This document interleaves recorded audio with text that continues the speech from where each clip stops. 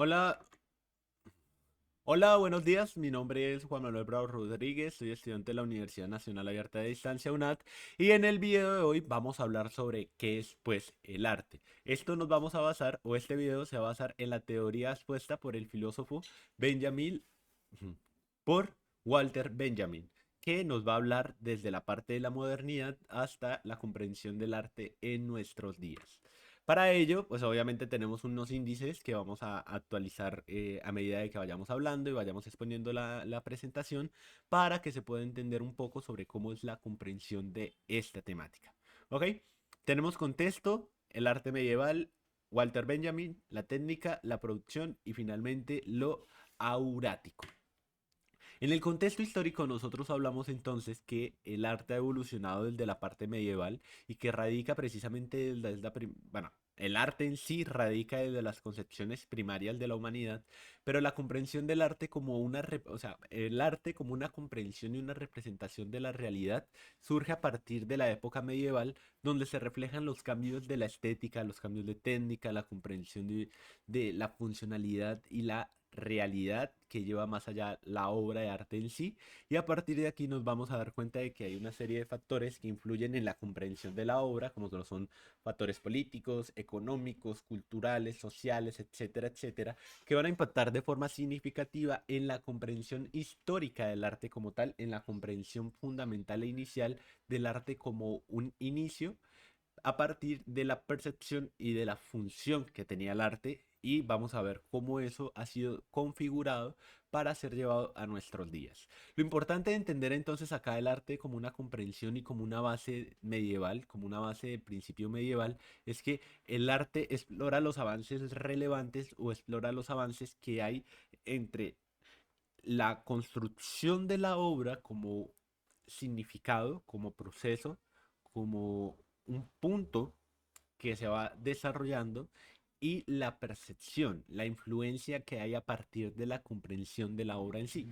Luego nos vamos a dar cuenta de que el arte medieval, por allá en el siglo quinto y en el siglo, del siglo quinto al siglo XV, hay una comprensión del arte como un servicio hacia hacia ciertos sectores, como lo es la política, la economía, la cultura, ¿cierto?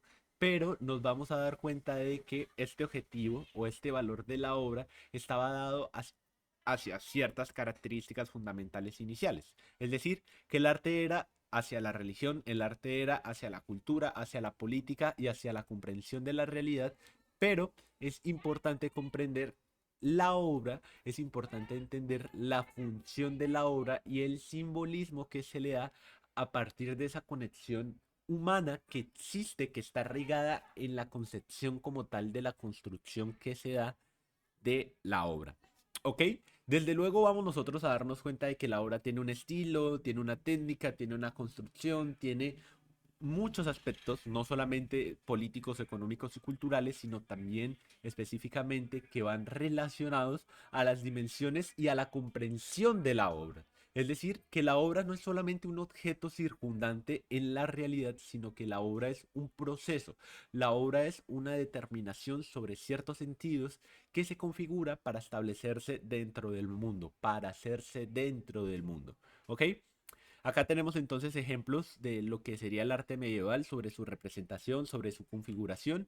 Y entonces nos vamos a dar cuenta de que hoy en día existe un proceso lo suficientemente técnico llamado la globalización, donde con el auge de la tecnología, con el auge de los procesos históricos, culturales y económicos, la globalización lleva y descubre no solamente el mundo desde una perspectiva, sino que trae múltiples perspectivas sobre la realidad y a partir de esas múltiples perspectivas, a partir de esa pluralidad, pone en juego la comprensión de la obra, ya no como un principio arraigado principalmente a sectores económicos, políticos y culturales, sino a más allá. ¿Y por qué estoy hablando de más allá? Porque la globalización, aunque toma estos aspectos fundamentales en la historia y en la humanidad, los va a transformar hacia una perspectiva. Y esa perspectiva, desde luego, va a ser el avance, el progreso, la comprensión, la voluntad, la capacidad. ¿Ok? Es decir, que la globalización nos va a permitir ampliar el panorama de la comprensión de la obra, ya no a unos aspectos en específico, sino a una multiplicidad. Arrojamos las obras a lo múltiple, a lo diverso, a lo amplio. Y eso, desde luego, va a traer unos cambios significativos en la comprensión de la obra que se estaba estableciendo hasta ahora en la parte medieval. El primero, desde luego, es la desmaterialización de la obra, porque la obra, como estaba diciendo hace un rato, ocupa un espacio físico, ocupa un espacio dentro del mundo, pero con la globalización, entonces esa obra comienza a transfigurarse y puede ser llevada desde un punto a otro sin siquiera ser movida. Y eso parecería extraño y eso parecería extraño hasta hace unos años, ¿verdad?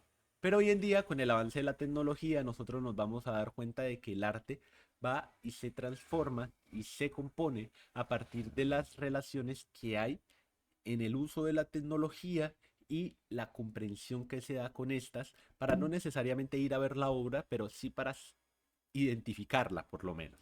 ¿Listo?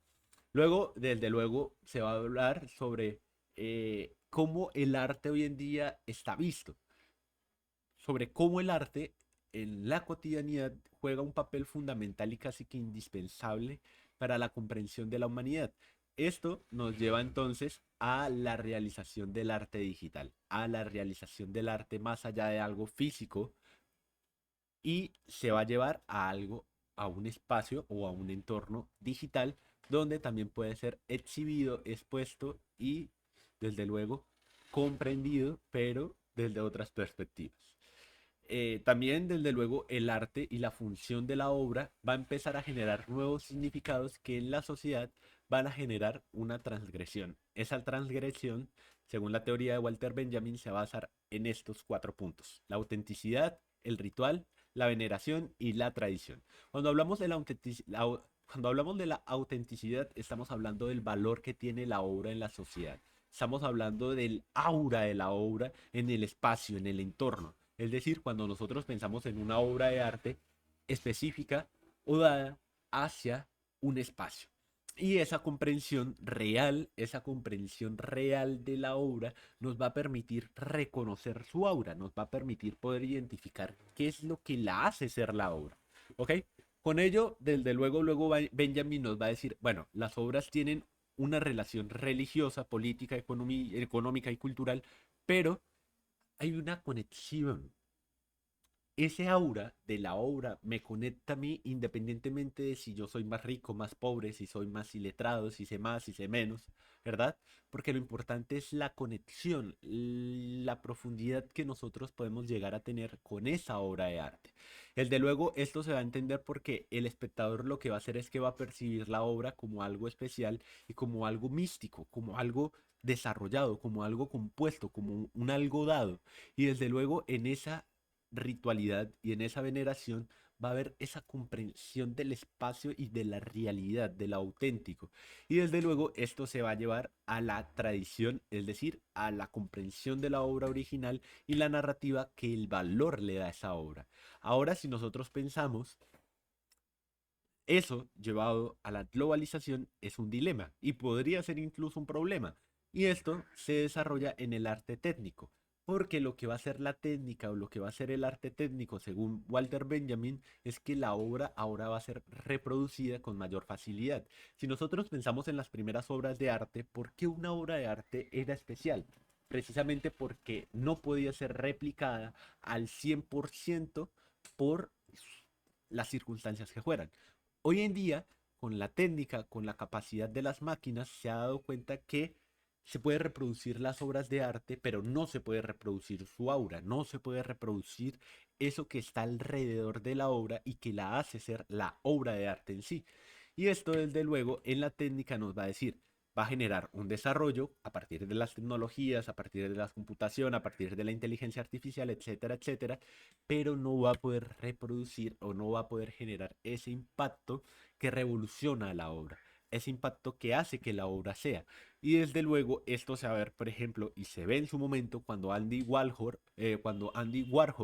comienza a ver el arte como un arte técnico reproductivo y entonces comienza a replicar el arte, comienza a replicar las obras, pero con una capacidad no de aura, sino como una capacidad técnica.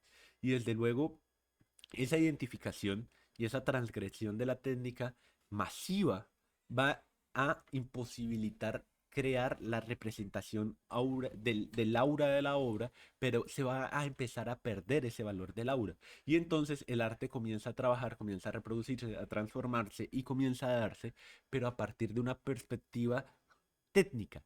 Y el dilema de la técnica es que no hay una conexión profunda de esos factores influenciando la capacidad de la percepción que tiene el, el espectador, la persona sobre la obra, sino que simplemente la va a ver como algo así, reproductivo técnico, y se va a perder la esencia. Desde luego, esto lo vamos a ver, por ejemplo, aquí estamos viendo la Mona Lisa, obviamente Leonardo da Vinci, y estamos viendo cómo este mismo cuadro ha sido reproducido, pero a partir de la comprensión de la técnica. Es decir, que esta obra, con una inteligencia artificial, fue y ha sido eh, interpretada, pero su aura y lo que la hace especial a ella, a diferencia de esta, es su aura, es su esencia, es lo que la hace ser. Y bueno, eso sería todo por el día de hoy. Espero se haya entendido la presentación.